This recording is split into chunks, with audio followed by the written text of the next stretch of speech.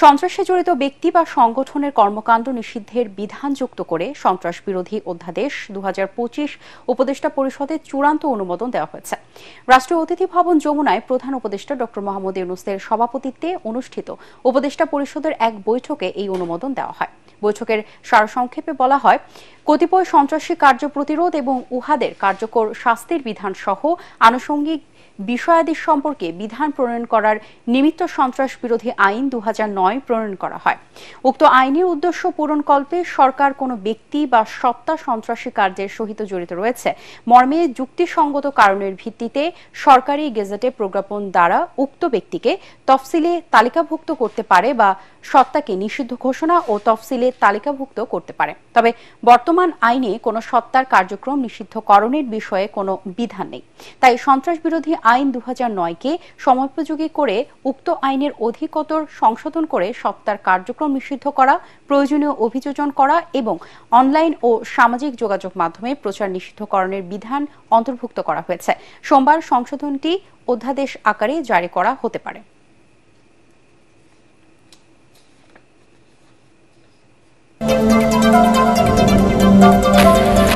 রাজনৈতিক দলের বিচারের বিধান যুক্ত করে ট্রাইব্যুনাল আইনের সংশোধনী অধ্যাদেশের গ্যাজেট আইন মন্ত্রণালয়ের লেজিসলেটিভ ও সংসদ বিষয়ক বিভাগ থেকে জারি করা হয়েছে।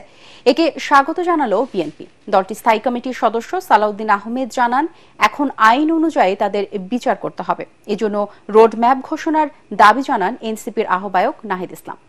আর আইন উপদেষ্টা বলেন, নতুন সংশোধন সংবিধান প্রণয়ন করবে। 2 মেয়াদের বেশি প্রধানমন্ত্রী নয় এমন বিধানের পরিবর্তে ক্ষমতা কমানোর পরামর্শ তার। রিপোর্টে জানাচ্ছেন মাহবুব কবির চহল।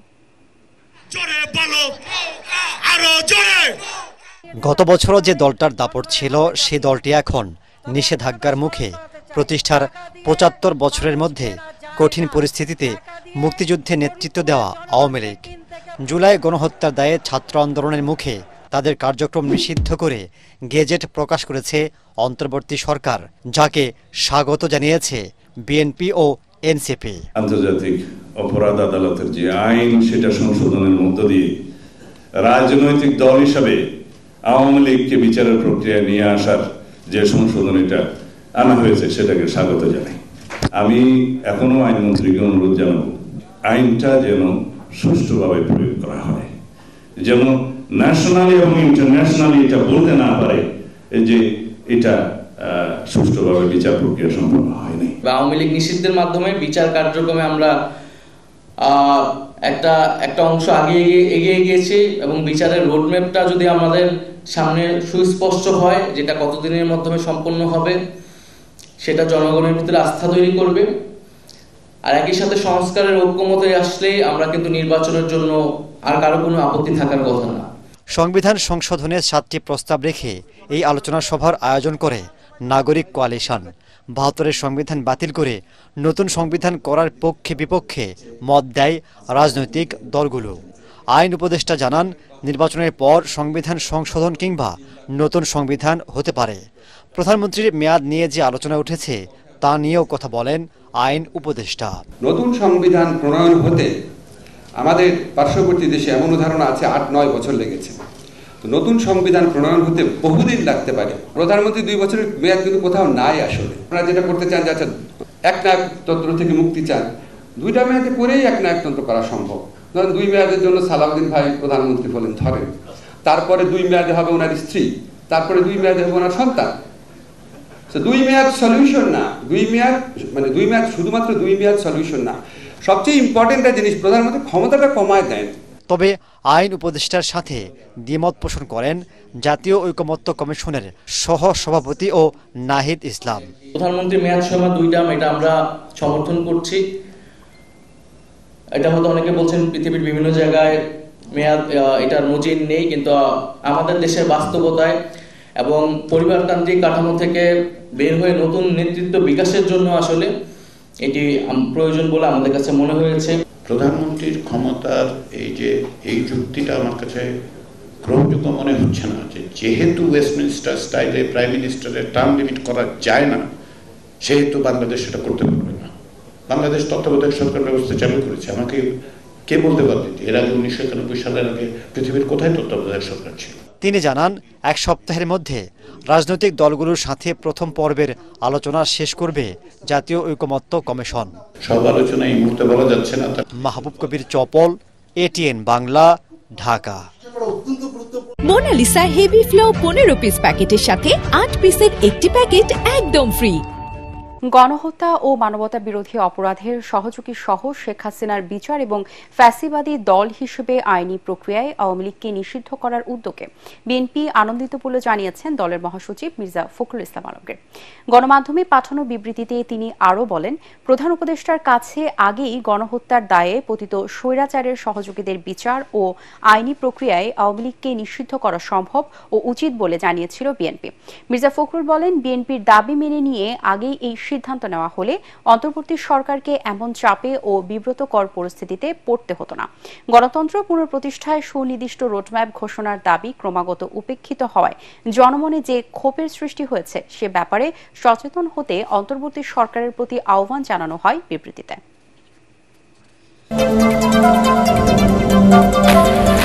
স্বল্পোন্নত দেশ থেকে উত্তরণের জন্য সংশ্লিষ্ট সব সংস্থাকে জরুরি ভিত্তিতে সমন্বিত পদক্ষেপ নেওয়ার নির্দেশ দিয়েছেন প্রধান উপদেষ্টা ডক্টর মোহাম্মদ ইউনূস।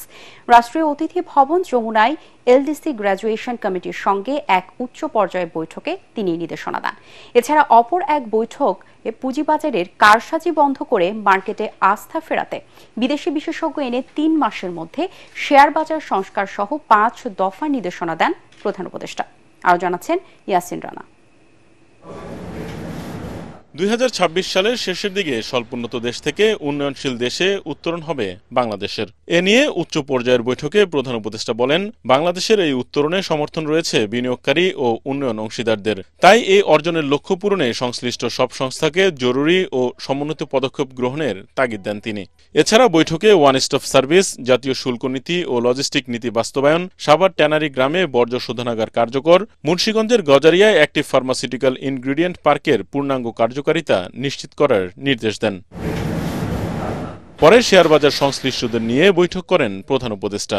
এ নিয়ে ব্রিফ করেন প্রধান উপদেষ্টার প্রেস সচিব শফিকুল আলম। তিনি জানান, শেয়ার বাজারে বিনিয়োগকারীদের আস্থা ফেরাতে সরকারের শেয়ার আছে এমন বিদেশি কোম্পানিগুলোকে বাজারে অন্তর্ভুক্ত করা, বড় কোম্পানিগুলোকে ব্যাংক ঋণ না নিয়ে পুঁজিবাজার থেকে মূলধন সংগ্রহ করা এবং শেয়ার কারসাজির সাথে জড়িতদের বিরুদ্ধে দ্রুত ব্যবস্থা নিতে নির্দেশ দিয়েছেন প্রধান উপদেষ্টা।